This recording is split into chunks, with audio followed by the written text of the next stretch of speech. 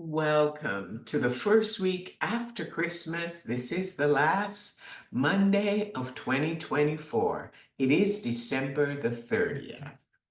This is the Manna at the Tap podcast provided by Tapestry Ministries, and in it, we actively seek the spiritual nourishment our souls crave.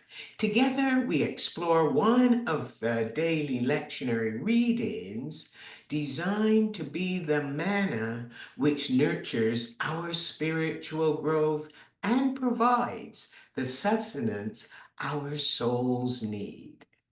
I'm Gloria, a fellow traveler on this spiritual journey, and together we share insights and interpretations from these readings that enrich our spiritual lives.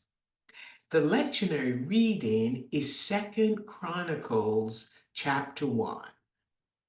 King David is dead.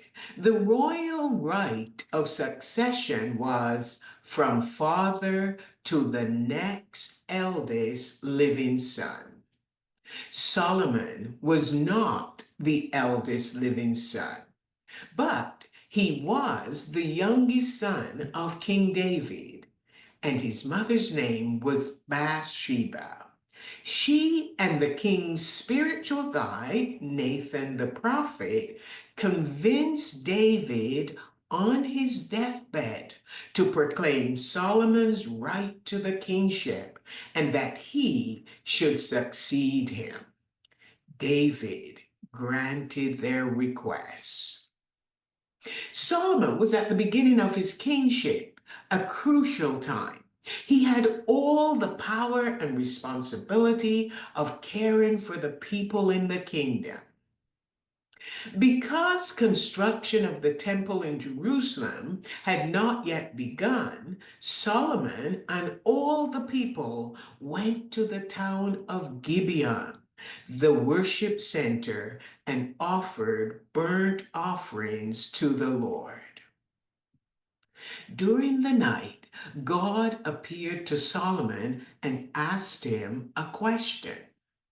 The question would have allowed Solomon to ask for help securing his kingship since he was not the eldest living son. It could have comforted and assured him as a young king. The question was, "What do you want, Solomon?" Today's lectionary reading is 2 Chronicles chapter 1, verses 7 to 13. It is Solomon's reply to God's generosity with a threefold prayer. His first request was in praise of God's actions. God, you have shown great and steadfast love to my father David, and you have kept your steadfast love for me by making me king in his place. The second request was made in humility. Lord God, let your promise to my father David now come true, for you have made me king over a people as numerous as the dust of the earth. The third request was in recognition of his inadequacy. Please grant me wisdom and knowledge so that I may lead these people, for who can judge these great people of yours?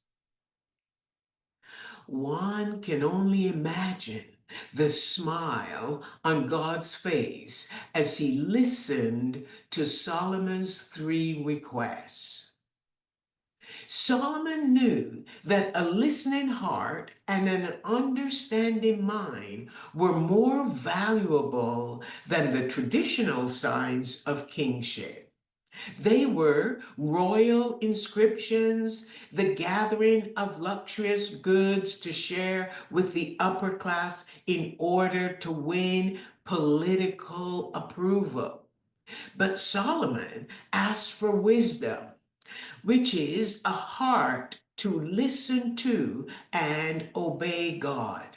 He asked for understanding, not merely to gather knowledge, but to discern between good and evil.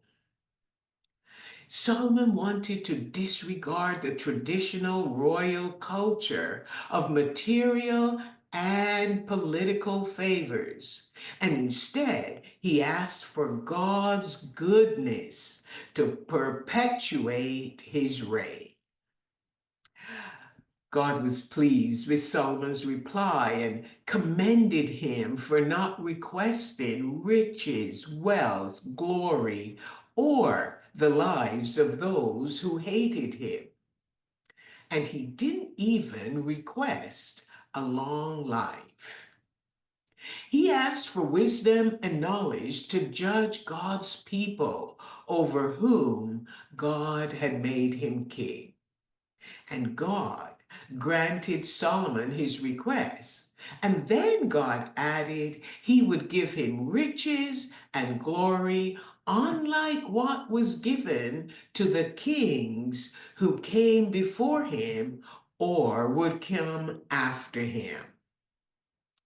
Solomon returned to Jerusalem and reigned over Israel. He asked to depend on God, and God answered his requests. Solomon's royal lineage lasted over 400 years, one of the longest single family reigns in history.